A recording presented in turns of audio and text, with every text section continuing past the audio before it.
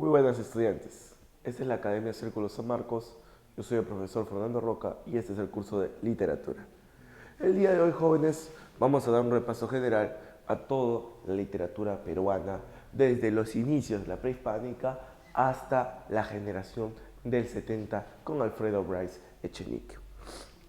Primero tenemos la literatura peruana 1, el primer periodo de nuestra literatura nacional. Va a empezar con la prehispánica. Aquí vamos a encontrar las manifestaciones que suceden en el antiguo Perú. ¿Está bien? ¿Y qué características tiene esta literatura prehispánica?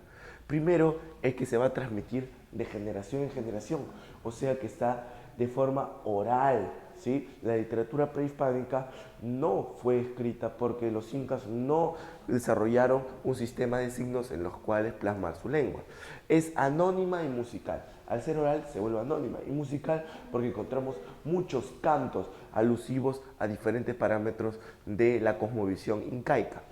También es colectivista y clasista. Es colectivista porque no ve al individuo, sino a todo el imperio. Y clasista porque se divide en dos, en la cortesana y en la popular. En la cortesana tenemos a los amautas y en la popular a los jarábicos. Es agrarista, ¿por qué? Porque nos habla del mundo agrario, y animista porque intervienen muchos animales dentro de sus obras. Hay tres principales corrientes, géneros literarios, los cuales se siguió a través de la literatura prehispánica.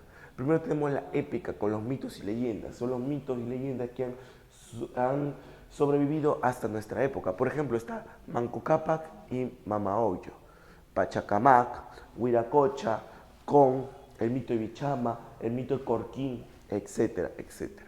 Dentro de la lírica tenemos diferentes cantos. Por ejemplo, está el Aylli, que es un canto de triunfo hacia el Inca, el Jaraui, que es un canto sentimental, de amor, el Ayataki, que es un canto fúnebre, chicos, el Pacharpari, que es un canto de despedida, y el Huacantaki, que es un canto hacia el ganado, hacia los animales. El drama, el género teatral, fue desarrollado también, pero en una menor medida. Cuando los cronistas llegaron, encontraron obras de teatro incaicas, prehispánicas, pero inconclusas, ¿de acuerdo? La única que se tiene registro es el Ollantay, ¿de acuerdo? Que hay tres teorías sobre su creación. Primero tenemos la teoría prehispánica de Bomtushi y Clemente Marcan, ¿de acuerdo? Él nos habla de que la obra, al no tener ninguna presencia de algún personaje de ultramar, no está hecha en la época de la colonia, sino es una obra prehispánica. En cambio, Menéndez, Pelayo y Mitre, ¿no?, se basan que la obra es colonial por diferentes motivos. El primer motivo que nos dicen es porque la obra está dividida en tres actos, que es una particularidad del teatro español de esta época, de la época del siglo de oro. Y aparte vemos que aquí está el personaje de Piquichaqui, que es el personaje que hace de burlón, de burlesco. Esto es una creación de Lope de Vega, y es por eso que es una de las más fuertes argumentos que tiene Menéndez, Pelayo y Mitre para decir que esta obra fue hecha en la colonia. Y por último tenemos la teoría ecléctica de José de la Riva Agüero junto con Luis Alberto Sánchez, que nos dicen que sí, en sí la obra fue hecha en la colonia, con los parámetros de la colonia, pero está basada en una obra que perduró desde el periodo prehispánico. Luego tenemos la literatura de la conquista. Aquí predominaron las crónicas, chicos, que no es muy literario que digamos, pero es lo que había en esta época. Las crónicas son documentos donde los conquistadores plasmaron los hechos de la conquista, dice. Y hay tres tipos de cronistas: los cronistas indígenas, españoles y mestizos. El día de hoy vamos a ver a un indígena y a un mestizo. Tenemos a Felipe Guamán Pomadayala, que él es el principal cronista indígena y que se nos va a presentar como un cacique. Él va a destacar por los 486 dibujos que representan la creación del mundo, la historia del Tahuantinsuyo y la llegada de los españoles en su obra Nueva Crónica y Buen Gobierno. Esta obra se halla en 1906 en la Biblioteca Real de Copenhague en Dinamarca, ¿de acuerdo? Y esta fue una obra destinada para el rey de España de esa época. Lamentablemente nunca llegó a sus manos y la obra se perdió hasta esa fecha indicada. Consta de dos partes, la Nueva Crónica y el Buen Gobierno. La Nueva Crónica nos va a hablar sobre toda la historia del Tahuantinsuyo y el Buen Gobierno nos habla sobre el régimen colonial y cómo se está llevando. Guamán Pomar Ayala se presenta también ante el rey como el representante de los indios del Perú y le pide ser nombrado así, ¿no? Esto es una obra que, si bien el punto era buscar buscar el cambio dentro del régimen colonial para los indios, Guamán Pomar Ayala también la usó para su beneficio, ¿no? Intentando situarse en una clase social más elevada. Por último tenemos al Inca Garcilaso de la Vega. Él es hijo del capitán Garcilaso de la Vega Vargas y Chimpuc Oyo, una princesa incaica, ¿de acuerdo? Él crece en el Cusco, ¿de acuerdo? Él nace en 1560 y pertenece a la aristocracia cusqueña. Esta aristocracia cusqueña le enseña al Inca Garcilaso de la Vega toda la historia de sus antepasados. Cuando él, ya joven, decide viajar a España a reclamar la herencia de su padre, sufre la discriminación por su origen. No le dan porque es mestizo, ¿de acuerdo? No es un hijo legítimo. Entonces, para subsistir en Europa, él empieza a escribir, ¿no? Realiza traducciones como Diálogo de Amor, escribe Relación sobre descendencia de Garci Pérez de Vargas, o también llamado Genealogía de Garci Pérez de Vargas, donde él busca de la familia de su padre su antepasado más lejano, que es Garci Pérez de Vargas, que aparece en el siglo XII. También está La Florida del Inca, que nos habla sobre la búsqueda del Dorado, y Comentarios Reales, ¿de acuerdo? Que nos trata sobre la organización política, económica y social de los incas. Fallece en 1616, pero en 1617 se publica póstumamente Historia General del Perú, donde nos habla sobre la conquista y las guerras civiles que ocurrieron en esta parte de nuestro territorio. Ya luego entramos a la época colonial, que se divide en tres periodos. El primer periodo es el periodo clásico. Ahí tenemos a Fray Diego de Ojeda y Amariles, que se sitúan en el Renacimiento. Fray Diego de Ojeda llega a Perú con 20 años y pertenece a la Orden de los Dominicos. Él compone La Cristiada, que es un poema épico religioso que está dedicado para el 11º virrey del Perú, el virrey de Montes Claros. Tiene 12 cantos y va a recrear la pasión y muerte de Jesucristo. Luego tenemos a Amarilis, que es el seudónimo de la persona que escribió, la autora que escribió Epístola a Abelardo, que fue incluido en la Filomena por Lope de Vega. Durante 400 años no se supo quién era Amarilis, ¿de acuerdo? Se estipuló que era hombre, que era varón, que nunca existió y fue una ficción de Lope, hasta que Guillermo Lotman, en 1995, con su tesis Amarilis Indiana, asevera que la única persona que pudo haber sido Amarilis es María de Rojas y Garay, una huanuqueña. ¿Por qué? Por ciertas pistas que nos deja Amarilis dentro de su epístola. Está compuesto en silva, que son en versos de 11 y 7 sílabas métricas, y tiene 335 versos. Y consta esta obra de Epístola a Abelardo de una declaración de amor. Luego pasamos con el periodo barroco. Este periodo llega después del renacentista, ¿está bien? Y como siempre, ¿no? Como vimos, Góngora y Quevedo, culteranos contra conceptistas, igual aquí en Perú. Tenemos al lunarejo Juan de Espinosa Medrano. Él representa el culteranismo, ya que imita a Góngora. Él es un políglota y un erudito. ¿Por qué? Porque desde muy pequeño fue reclutado por la orden de los jesuitas y se volvió un gran ayudante dentro de las artes eclesiásticas, ¿no? Como dice ahí, que colaboró con la labor de la catequesis.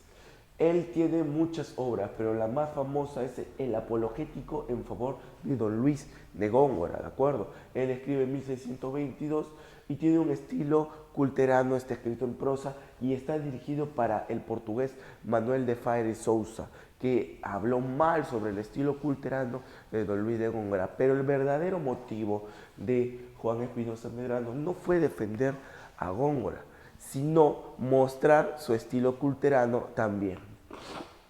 Tenemos ahora el poeta de la Ribera, Juan del Valle Caviedes. Él proviene de Jaén, viene a Lima en una edad temprana y se hace rico como comerciante. Luego de eso se casa con una mujer muy joven, muy bella, pero muere por una negligencia médica. Después de esto, él empieza a tener una vida bohemia, de licor, de perdidas, junto después de la muerte de su esposa. A raíz de esto es que él empieza a hablar mal de los médicos, él los considera unos matasanos, dice, ¿ah? Y empobrece y termina viviendo a orillas del río Rímac, justo a espaldas de Palacio de Gobierno, ¿está bien? Él es considerado como el primer poeta satírico del Perú, ya que continúa el estilo conceptista que tiene Quevedo. También nunca se publicó un libro de él, ¿por qué? Porque él era un personaje que satirizaba mucho a la gente importante. Él se paraba en las esquinas, en las plazas y recitaba sus obras y también entregaba sus manuscritos con los cuales se solventaba, los vendía. Una vez que muere, se reúnen todos sus poemas bajo un libro llamado Diente del Parnaso. Luego pasamos al periodo neoclásico, el periodo afrancesado. Tiene una estética y una filosofía afrancesada propia del siglo XVIII, ¿no? Del neoclasicismo. Y la Revolución Francesa le da unos aires nuevos a esta revolución que sucede con la emancipación de las colonias americanas. Aquí tenemos a Josefino Juan José Pedro Alejandrino de Peralta, Barnuevo, Rocha y Benavides, más conocido como el Doctor Océano. ¿Por qué el Doctor Océano? Porque era un gran sabio. Él dominaba hasta 7 idiomas jóvenes: el latín, griego, francés, italiano, quechua, alemán. ¿De acuerdo? Era un gran políglota. Fue rector de la Universidad Mayor de San Marcos y un admirador de Quevedo y Góngora. Pero siguiendo los estilos de la época, imitó el estilo de Molière y Belleau. Dentro de sus obras tenemos Lima Triunfante y también la obra Lima Fundada.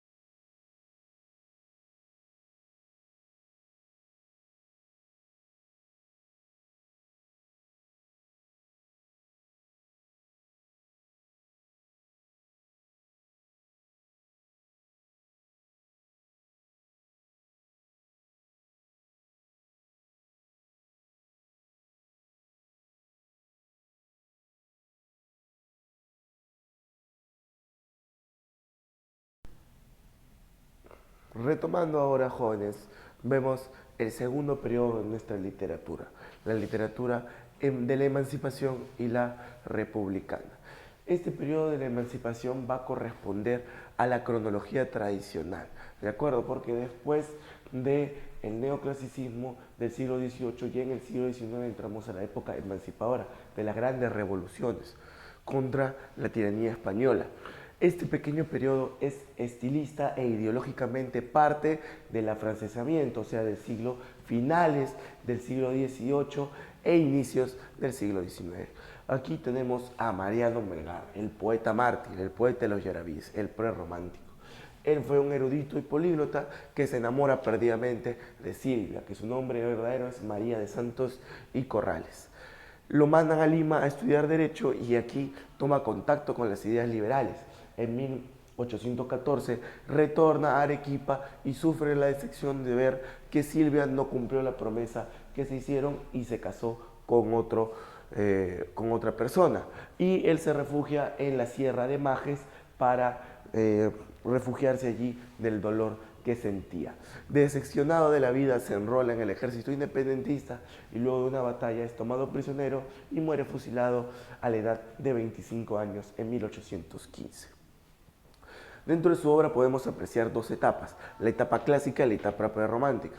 En la etapa clásica observamos sus traducciones de Remedios de Amor de Ovidio y sus obras originales como las elegías, ¿no?, que son para Silvia, sus 5 odas que tiene, las 5 fábulas, los 2 sonetos, uno llamado A Silvia y otro La Mujer, y su epístola a Silvia. Dentro de su etapa prerromántica, él se le considera prerromántico porque se adelanta al romanticismo europeo. Él escribe 10 yarabís, ¿de acuerdo? Hay registros de hasta 28, pero hay unos 10 que constituyen su obra primaria. Estos yarabíes es la combinación de su cultura clásica, ¿de acuerdo? Su cultura castellana de arte menor, rima sonante, junto con los jarawi, que son cantos incas, como vimos en la parte pasada, son cantos incas sentimentales de amor perdido. ¿Está bien? Luego se pasa al costumbrismo. Este costumbrismo surge en España en 1820 por Mariano Ignacio José de Larra, ¿sí? Y en Perú llega con el establecimiento de la República. Aquí estos costumbristas van a expresar el amor por lo inmediato, por el localismo, y se basan en el neoclasicismo que está en declive y el romanticismo que está en auge. Buscan descubrir o construir tal vez una identidad de lo que es ser peruano, ¿sí?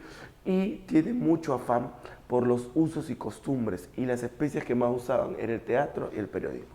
Tienen dos variantes, el anticriollismo y el criollismo. En los anticriollistas está Felipe Pardo y Aliaga, ¿no?, llamado el señor de la sátira. ¿Está bien? Él es el máximo exponente del anticriollismo, tiene un estilo clásico de tendencia conservadora y funda el diario El Espejo de mi Tierra en 1840. Una de sus obras fundamentales de él es un artículo periodístico llamado Un viaje, que trata sobre la historia del niño Goyito, y aquí se burla satíricamente sobre las costumbres de la gente de la época. ¿Sí? Otras obras es Constitución Política, Frutos de la Educación y Don Leocadlo. Luego tenemos a Manuel Asensio Segura. Él es el padre del teatro peruano, es considerado así como padre del teatro peruano porque él empieza esta tendencia teatral dentro del Perú. Es el máximo exponente del criollismo y acoge ideas liberales acerca de la literatura. Su gracia y picardía en su estilo lo lleva a una literatura típica y popular, por eso se le habla del criollismo.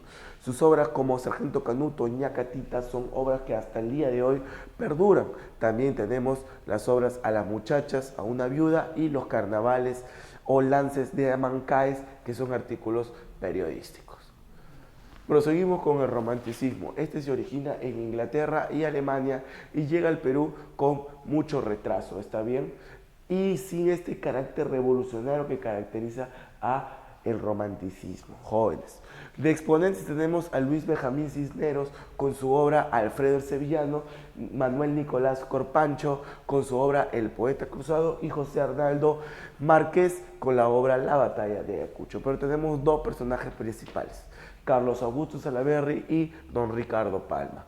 Carlos Augusto Salaverry, el ruiseñor del Chira, el sucesor de Segura, es respetuoso por las formas clásicas, o sea que va a usar el soneto, la oda, el endecasílabo, pero tiene un tono melancólico, triste y nostálgico, ¿de acuerdo? Que nos hace recordar a Heine, a Becker, a Víctor Hugo. Su temática es el amor y el dolor. Dentro de sus obras vamos a encontrar albores y destellos, cartas a un ángel, diamantes y perlas. ¿Y por qué se le considera el sucesor de Segura? Por su obra Atahualpa, ¿de acuerdo? Que es una obra de teatro. Ricardo Palma, llamado el bibliotecario mendigo, él proviene de una familia criolla de mulatos y desde muy pequeño entró a la vida aristocrática siendo secretario de José Balta. Él participa en el combate de 2 de mayo y también participa en la defensa de Lima, en la batalla de Miraflores, donde pierde su casa y su biblioteca. Es ahí donde tenía su preciada obra Los Marañones, que se pierde siendo una novela histórica. Tras la guerra asume la dirección de la Biblioteca Nacional del Perú y se convierte en rival de Manuel González Prada, quien antes había sido su discípulo. Cultiva todos los géneros e incluso crea el propio, que es el tradicionalismo. Dentro de sus obras tenemos poesías, armonías que son líricas, Rodil, La muerte o la libertad, que es el drama, La bohemia de mi tiempo, que es una crítica literaria acerca de la literatura de su época, Los marañones y tradiciones peruanas como la narrativa. La primera tradición apareció en 1864 y la última en 1915. Por último, jóvenes, dentro de este periodo de la República vamos a tener el realismo. Este realismo surge en Francia y llega al Perú después de la guerra con Chile, o sea, llega otra vez tarde. Y se preocupa esta vez por los problemas sociales de la época, contra el maltrato del indio, la corrupción, la economía centralizada y también por la derrota en la guerra con Chile. Tenemos como exponente a Mercedes Cabello con su obra Sacrificio Recompensa, a Abelardo Gamarra con 100 años de vida perdularia y Leónidas Gerovi con la obra La de 4000. El personaje principal de este tipo de literatura es Manuel González Prada y Ulloa, llamado así también como el sibarita, el anticristo, el apóstol de la muerte. Él quiso ser sacerdote primeramente, pero luego de ver cómo era la vida en el clérigo se vuelve ateo y anticlerical. Él antes de la guerra, como dijimos, hace literatura romántica con su maestro Ricardo Palma Soriano. Sin embargo, luego de la guerra con Chile surge en él una, por así decirlo, una forma de ver el mundo radicalmente, ¿está bien? Una forma de ver el mundo radicalmente y él se va a centrar ahora como un antichilenista, un antihispanista, un anticlerical, un antilimeñista y anticriollo, ¿de acuerdo? O sea, un anarquista total. Él sustituye a Ricardo Palma como director de la Biblioteca Nacional del Perú y es desde esta posición que denuncia la corrupción y los malos manejos de los fondos públicos del país. Y él es quien reivindica la figura del indio teniendo una imagen pre-indigenista. Dentro de sus obras tenemos Página Libre, donde está el gran discurso en el Politeama, Horas de lucha y anarquía, que son ensayos, Exóticas y Minúsculas, que es poesía, Tonel de Diógenes, que es narrativo. Tenemos ahora a Clorinda Mato de Turner. Ella se casa a los 17 años, muy joven, y enviuda también a los pocos años. Se queda con las empresas de su esposo, sin embargo, se van a la quiebra. A raíz de esto, ella decide irse a Lima, después de hacer una gran difusión cultural en Cusco y Lima. Se vuelve discípula de Manuel González Prada y escribe su obra Aves en Nido, que sigue la tendencia de González Prada acerca de la figura del indio. Otra obra de ella es Índole y Herencia. Muchas gracias. Ahora sí, para terminar este periodo de la literatura peruana, vamos a ver este tercer estadio, que abarca desde el modernismo hasta la literatura de la generación del 70. Tenemos el modernismo y el posmodernismo. El modernismo se desarrolla en el Perú a partir de 1890 hasta 1920, que llega el vanguardismo. Este modernismo es inspirado por Rubén Darío, por el nicaragüense que inventa esta nueva corriente literaria. Estos modernistas van a admirar el paisaje y van a buscar nuevos ritmos y nuevas métricas, ¿de acuerdo? O sea, buscan innovar y renovar la literatura. La principal representante de este modernismo es José Santos Chocano. El chico lleva una vida turbulenta y aventurera, viaja por muchos países, ¿de acuerdo? Se vuelve también una persona que elogia las dictaduras porque participó en muchas de ellas. Por ejemplo, en Guatemala, en México, ¿sí? Pero muere asesinado en Chile, ¿de acuerdo? Él muere asesinado en Chile después de huir del país, después de asesinar a un policía. Él se autodenomina el cantor de América. ¿Está bien? Él se denomina el cantor de América dentro de su obra El Blasón. Esto demuestra su gran egocentrismo y tiene un verso sonoro y retumbante. Dentro de sus obras encontramos Iras Santas y Selva Virgen, que son de su periodo antes de descubrir el modernismo, Fiat Lux, que es una antología, y las obras modernistas como Alma América y Oro de Indias. Luego viene el posmodernismo, que es una reacción al modernismo, que está en contra de los excesos y el elitismo que representan los modernistas. Ellos van a impulsar el desarrollo de la literatura de la provincia y también tienen un apego hacia lo popular y nacional. Dentro de sus representantes tenemos a Alberto Hidalgo con Hombres y Bestias, José Carlos Mariátegui con Los 7 ensayos de la interpretación de la realidad peruana y el principal, Abraham Valdelomar Pinto, el conde de Lemus. Él es considerado joven como el padre del cuento peruano, de acuerdo por su gran aporte a esta categoría literaria. También tiene un tono nostálgico, tierno e íntimo dentro de su narrativa y poética. Este considera el aporte provinciano a la literatura peruana y muere en extrañas circunstancias a la edad de 31 años. ¿Por qué en extrañas circunstancias? Porque la familia dice una versión que se cayó en las escaleras, otro dice que se cayó en un silo, no se sabe realmente a ciencia cierta qué pasó. Dentro de sus obras tenemos Tristitia, Yo Pecador, que son poesía, sus cuentos como El Caballero Calmero, Los Hijos del Sol, cuentos chinos, al último Hierba Santa, La Ciudad de los Tísicos, son novelas, y escribió junto con José Carlos Mariátegui la obra de teatro La Mariscala.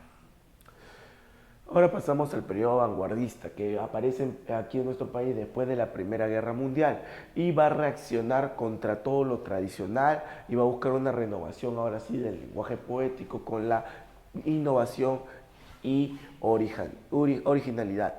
Tenemos diversos exponentes, por ejemplo, Gamaliel Churata, llamado Arturo Peralta con El Pez de Oro, Carlos Oquendo Amá con 5 metros de poema, Martin Adam con La Casa de Cartón, Emilio Adolfo Westphalen con Las Ínsulas Extrañas y por último César Moro con La Tortura Ecuestre. César Vallejo Mendoza, el poeta del dolor humano. Él nace en Santiago de Chuco, en la región de La Libertad. En 1918 publica Los Heraldos Negros y al retornar a Trujillo es tomado preso. En 1922 publica Trilce y se va hacia Europa con su esposa.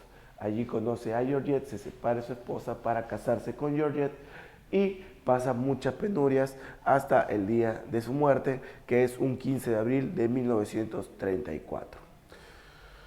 Dentro de los periodos de la poesía vallejiana hay tres. Está el periodo modernista, que nos habla acerca de los heraldos negros, el vanguardista de Trilce y la poesía comprometida, que es el periodo en el cual se realizaba la Guerra Civil Española. Él congeniaba mucho con los escritores de izquierda españoles, como Federico García Lorca, por ejemplo, y él escribe, por ejemplo, Poemas Humanos y España, aléjate de mí este cáliz, publicados póstumamente en 1939. Otras obras que publica César Vallejo es Obras en prosa, Fábula Salvaje, El Tungsteno y Paco Yunque, que son en narrativa, El Arte y la Revolución, Rusia en 1931, que es un ensayo, Colacho Hermanos y La Piedra Cansada, que son teatro.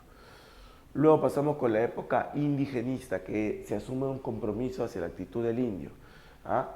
Tenemos las 3A, Albújar, Alegría y Arguedas. Enrique el Albújar es considerado como el iniciador de este indigenismo. Él fue un abogado que conoció al indio como un juez, ¿de acuerdo? Como juez de paz alrededor de muchos pueblos de la zona de la sierra.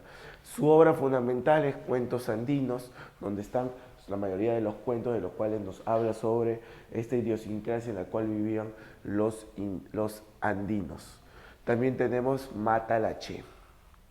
Ciro Alegría Bazán, su vida va a transcurrir alrededor de la política, el periodismo y la literatura, ¿sí? Su obra, por cuestiones de que él es de esa zona, se va a ambientar en la Sierra Norte y siempre va a estar este tema del hombre contra la naturaleza. Dentro de sus obras más conocidas están La Serpiente de Oro, Los Perros Hambrientos y El Mundo es Ancho y Ajeno. Luego tenemos a José María Arguedas, el Amauta. Él desde muy pequeño queda huérfano y su madre lo deja, no queda huérfano y su padre, como es abogado, él trabaja lejos, se casa con otra mujer, su madrastra y sus hermanastros lo maltratan y lo marginan. Él en 1937 es apresado por participar en una revuelta estudiantil con la llegada del canciller italiano enviado por Mussolini. ¿Sí? Entonces, su labor intelectual no solo es literaria, sino también se extiende por la antropología, la etnología y la historia. Él va a tratar el problema del indio como él lo ha vivido, ¿de acuerdo? Y sus obras se van a situar en la sierra sur del Perú, porque él es de esa zona de Andahuaylas. Al final, después de mucho sufrir por los traumas de su niñez, él se suicida en el baño de la Universidad Agraria de La Molina en 1969. Dentro de sus obras tenemos Agua, Yaguar Fiesta, Los Ríos Profundos, El Sexto, que está inspirado cuando fue apresado en el penal del mismo nombre, y su obra Toda la Sangre. Ahora, chicos, tenemos la generación del 50. Esta generación de los años 50 es un conjunto de escritores que van a registrar personajes y problemas sociales y económicos que suceden en la capital. La ciudad va a ser vista como algo horrendo, como describe Enrique Congráez en su cuento El niño de junto al cielo, lo describe como la ciudad de las 1000 cabezas. ¿Ah? Dentro de los exponentes está el mismo Enrique Congráez con Lima Hora Cero, Carlos Eduardo Zabaleta con La Batalla y otros cuentos, Sebastián Salazar Bondi con Náufragos y Sobrevivientes. Pero el más importante es el Flaco, Julio Ramón Ribeiro, el mejor cuentista peruano. Él perteneció a una familia acomodada y viaja becado a Europa, pero por propia decisión decide sentir la marginalidad y no ser apoyado por su familia para vivir en condiciones de miseria. ¿Está bien? Él vive en París durante 30 años y al último de su vida regresa al Perú solamente para morir, producto de un cáncer al pulmón por su grave vicio con el tabaco. ¿Sí? Dentro de sus obras tenemos Crónica de San Gabriel, que es una novela, La Palabra del Mudo, que es una antología de todos sus cuentos, Prosas apátridas y Solo para fumadores. Dentro de la obra lírica de los años 50 tenemos a dos, a Jorge Eyelson y a Blanca Varela. Jorge Eyelson usa un discurso audaz y es un renovador de la forma, por lo mismo que él fue un artista plástico. ¿Ah? Y explora el aspecto lúdico del lenguaje. Dentro de sus obras tenemos Reinos, Canción y Muerte de Rolando, Mutatis Mutantis. Blanca Varela, esposa de Fernando de Cislo, está adherida al arte puro, como nos dice ahí, ¿no? Explora el subconsciente de sus personajes y también mitifica los pequeños detalles de la vida. Ella tiene una anécdota muy particular con Octavio Paz, Premio Nobel de Literatura mexicano, en el cual ella le presenta su poemario que se llamaba Puerto Supe, a lo que Octavio Paz le pregunta si existe ese puerto, a lo que ella responde, sí, ese puerto existe. Entonces es Octavio Paz que le dice, ya, así tienes que llamar a tu poemario. Ese puerto existe, que es la obra magna de Blanca Varela. También tenemos Luz de Día y Valses y otras falsas confesiones. Ahora vamos a la literatura de los años 60. Tenemos a Mario Vargas Llosa. Él nace en Arequipa el 28 de marzo de 1936 y desde muy temprana edad sus padres se separan para luego, después de 10 años, reconciliarse. Esta reconciliación afecta un poco a Mario Vargas Llosa y su padre lo interna en el colegio militar Leoncio Prado, que marca la vida, marca un antes y después de Mario Vargas Llosa. En 1953 va a ingresar a la Universidad Mayor de San Marcos en Letra y Derecho. En el 55 se va a casar con su tía Julia Urquidi, ¿no? la popular tía Julia. ¿Ah? En se va a Francia con la tía Julia y en 1962, con su novela La ciudad de los perros, es galardonado, es con esta novela donde cuenta sus experiencias que pasó en el colegio militar. En el 64 él se separa y retorna a Lima por un breve tiempo, tiempo en el cual se enamora y se vuelve a casar con su prima, Patricia Llosa. Se va a Europa también con ella y en el 67 es galardonado por La Casa Verde, ¿de acuerdo? Novela, la novela magna, a mi criterio, de Mario Vargas Llosa. Después de escuchar un discurso en el 87 de García Pérez, del presidente Alan García, decide postular a la presidencia para las elecciones de 1990, donde llega a la segunda vuelta con Alberto Fujimori, pero lamentablemente pierde. Luego de esto se retira a España y gana el Premio Nobel de Literatura en el año 2010. Dentro de sus obras centrales tenemos a Los Jefes, La ciudad de los perros, La Casa Verde, Conversación en la Catedral, Pantaleón en las visitadoras y La fiesta del chivo en las novelas. Dentro de los ensayos hay un ensayo muy particular que se llama García Márquez, Historia de un deicidio, que luego de la pelea que tuvo con este escritor se dejó de publicar. La huida del Inca, La chunga, Ojos bonitos, Cuadros feos, que son sus obras teatrales. Muy bien, vamos a finalizar esta literatura peruana con la generación ahora del 70. Tenemos ahí a Alfredo Bryce Echenique. Él nace en Lima en 1939 y a la edad de los 24 años, en 1964, se traslada a Europa para residir en distintos países: Francia, Italia, Grecia, Alemania. Pero es en Italia donde a la edad de 26 años escribe para un concurso su libro de cuentos Huerto Cerrado en 1968. Regresa a París para trabajar como profesor y es en los años 70 en el cual publica Un mundo para Julius, que se convierte en una de las novelas más importantes dentro de esta nueva narrativa hispanoamericana después del boom. ¿Qué características tiene su obra?